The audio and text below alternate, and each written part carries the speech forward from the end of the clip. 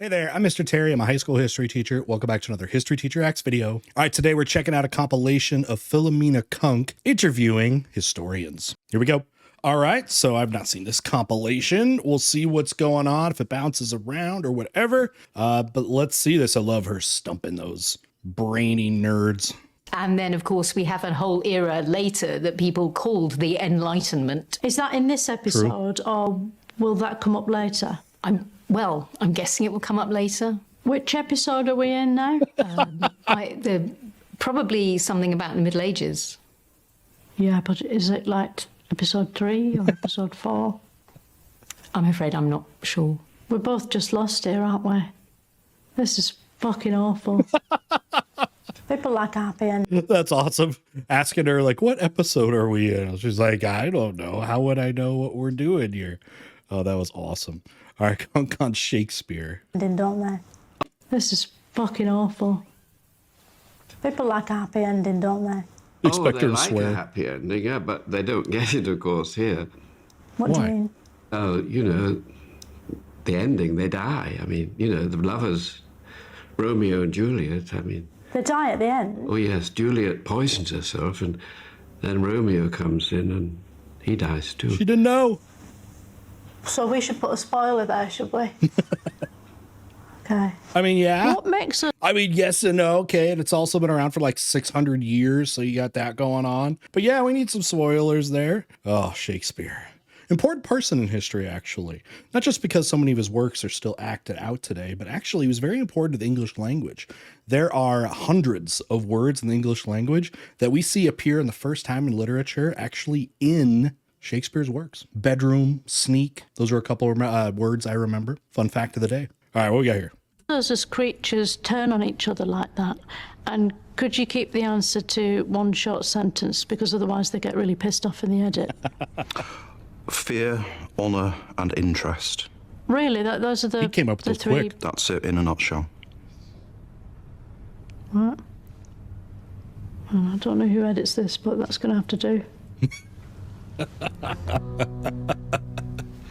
Oh, it's her again. King Arthur came a lot, didn't he? On Britain. I think you mean Hold on. Did you see how much she wanted to laugh right there? He's from Camelot. Arthur came a lot, didn't he? I think you mean that he's associated with the court of Camelot. No, it definitely says King Arthur came a lot. She's like, I would know. I'm a Shakespeare Camelot. expert. Camelot. Yeah, it's his court where he held court. It's a place. All right. What was Renaissance? That was good. Was that a sort of 16th century Renaissance. ketchup? Renaissance comes from the French. It's Renaissance, naissance. Means Naissance rebirth. is birth. So Rebirth. it was seen as a rebirth. So it's not a condiment at all. It's a very Eurocentric term, but yes, rebirth. For them, it was reconnecting with ancient sources coming from ancient Greece and Rome that were all preserved and talked about in the Islamic world and other parts of the world. But I just love this guy's face right here. This needs to be the new a new emote, I think, in my live chats and Discord server. No, not as far as I know. Okay. What sources did they use back then? So this is an area of culinary history I'm not very familiar with, the history of sources. Oh, so you're not the source person? I'm not predominantly a source person. She's like, we need a We're sauce going to have person. to rethink this whole Yeah, interview. it's like this What meant was to be this- about sauce. Like, why are we doing this? Europeans, well, they were getting all their stuff. All the good tasting stuff was coming from Asia. But interestingly, it was around the Renaissance period where the fall of Constantinople happens, and Europeans were like, "Hey, we don't want to go through the dangerous Middle East anymore. We're gonna have to go around in our ships around Africa." Problem is, nobody had done that before out of Europe, so there we go. And we got to get them spices because you got to get that sauce. Soviet onion. We're going to have to rethink this whole interview. The Soviet onion. What was the Soviet onion? I think you're labouring under a misapprehension and you probably mean the Soviet Union. No, it's onion. I saw it on a bit of paper. Love how earlier. serious they say it. Well, that's probably been misspelt or you can't read very well. But I think that you mean in historical terms the Soviet Union or the Union of Soviet Socialist Republics. Oh, I don't want to be rude, but I think you're mansplaining a bit. Can we stick to the topic of the Soviet onion, please? Mansplaining. What exactly was it? If you don't know, it's okay to say. I won't judge you. What's Okay, can I make the case that it was the Soviet Union was like an onion? You remember how the Iron Curtain was descending upon Europe that divided Western Europe and Eastern Europe, communism, capitalism, the fascists versus the communists, etc. In a lot of ways, Joseph Stalin was creating a layer of onions because he wanted a buffer zone of countries between Russia and the West to protect themselves from further invasions from the pesky Western Europeans, Germany. So they basically created an onion to protect themselves. See, Philomena knows what she's talking about. the most political thing that's ever happened in Britain? I'm not sure. I think. Stumped. He's stumped. Got him. Gosh, that's a tricky question. I like that he's really trying to answer it. There are definitely degrees. What do you think? Of. I like that they kept it on him this whole time. What's the most He's like, political? I'm bored. So How about how many times the French went through constitutions during the French Revolution and the years right with it and after it with Napoleon? They just kept throwing out political things, and they would come to the table and they would argue for some type of political rewrite, and then somebody would be like, oh yeah, I'm going to do it even more. I'm going to do even more politics. Literally, that's what they were doing. there are lots of things That's that what I are would say. straightforwardly political, and then there are other things that are not. They're sort of halfway, I guess. But I He's can't. like, I genuinely this guy's can't so- identify the most political. Second most? Is it true that in the final years of his working Be life, awesome if he answered. Beethoven was dead? Wait, who? True that in the final years of his working life, Beethoven was Beethoven? dead?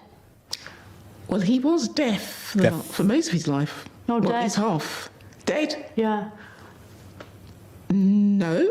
The producer wrote it in the notes. It's definitely here. Dead. Let's see. Beyond the grave.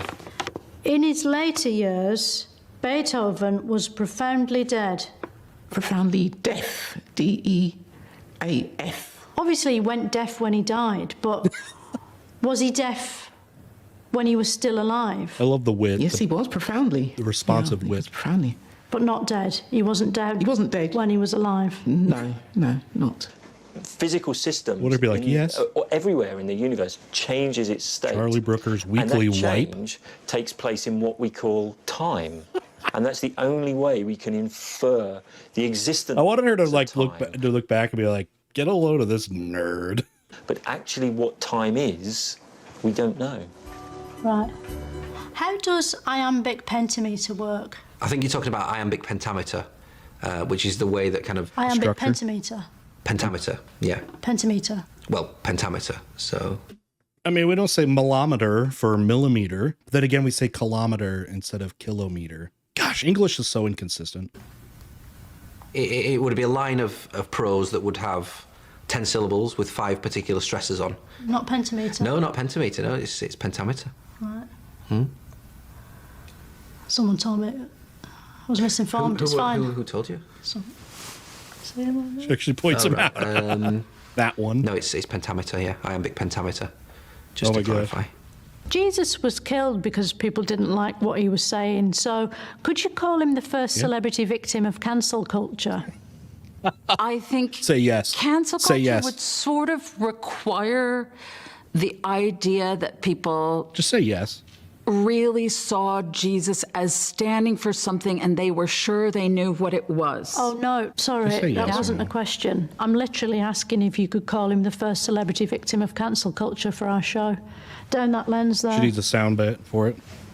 Just, it's a sort of, it's for a credit sequence with punchy sound bites in it. Off you go.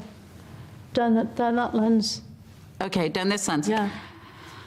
You might even say Jesus was the first celebrity victim of cancel culture. Brilliant. Thank you. Nailed it. See, that could totally go in a, I don't know, where would that go into a Fox News brief or something? Thank you.